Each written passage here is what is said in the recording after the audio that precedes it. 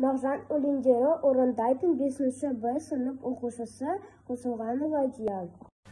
Мәне көкті қаптап еді қара бұлт, күн күркіреп қорқытап ұшырып күт.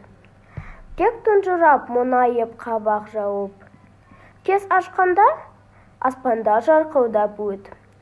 Бұрқыратқан екпінді дауыл еді, сабап қойған жеркеніш жауын еді.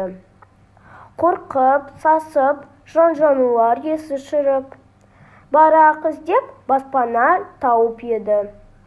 Бұл тайықты тек жүзі болды ашық, бір нәрседен қайнымын кетті қашып. Күн сәулесі жер жүзін қошақтады, қосылуға қашанан болған асық. Бейне алтындай кекте бұлтыр ғой жайнап, енді жел жоқ, мазалар оны айдап. Жанға рақат гүлдерден хош иіс аңқып, жан беріп кең далаға құстар сайрап. Өмір осы бірде ол болар бұлтын, қатты желді дауылды кейде отын.